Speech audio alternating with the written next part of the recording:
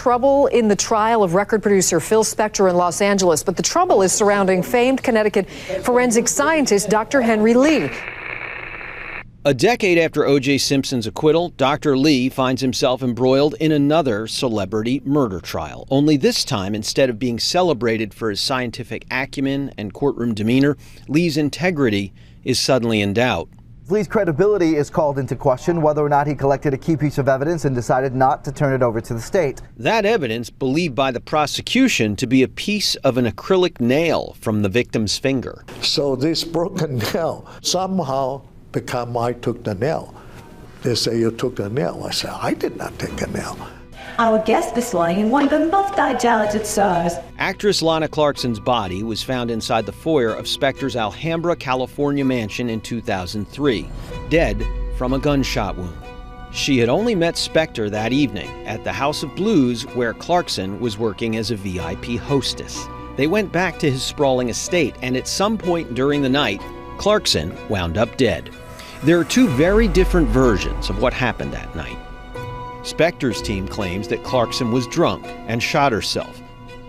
The defense wastes no time calling in Dr. Lee as a private expert.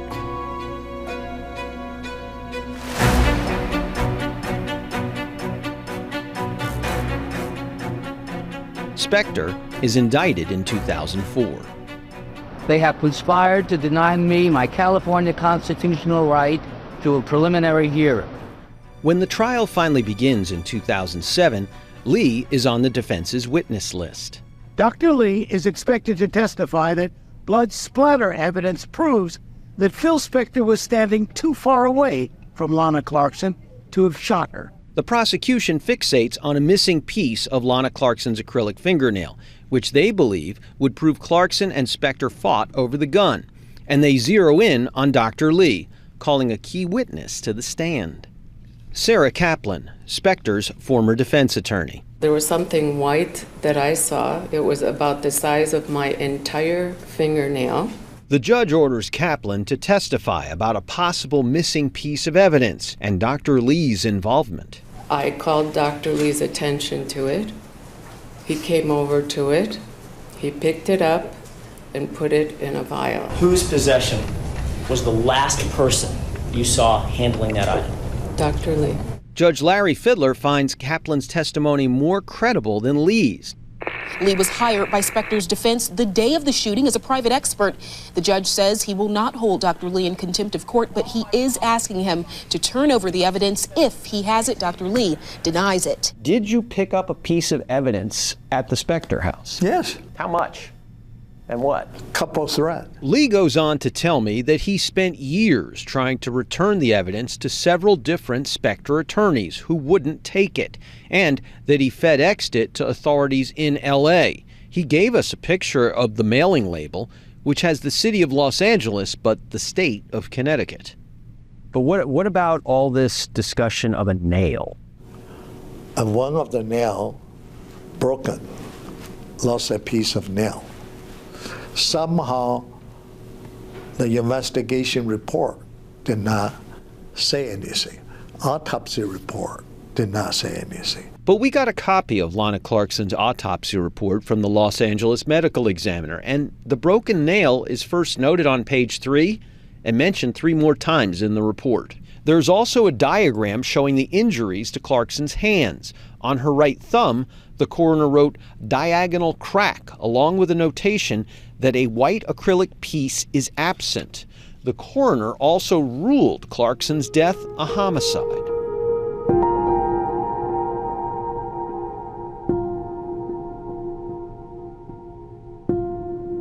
Lee is adamant he never picked up anything like a fingernail, but the damage is done.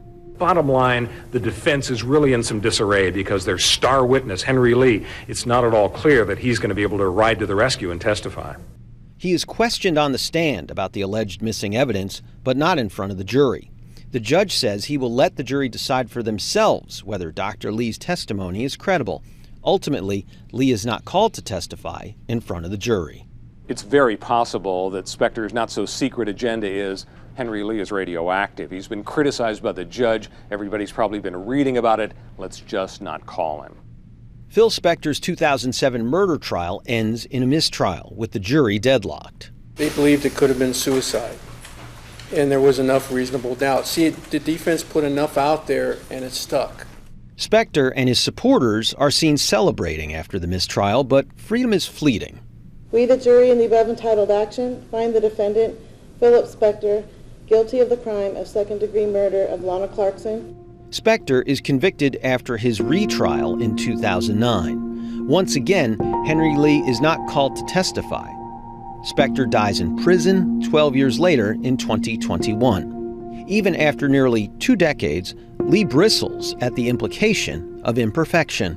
Dr. Lee's role is kind of elevating this field to a celebrity level, and having cracked all these cases, and amongst others, then you create a perception, a false perception of forensics being infallible. Well, there are a lot of incentives not to admit to a mistake.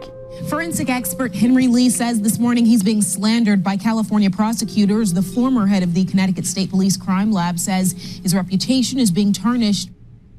The reputation was damaged.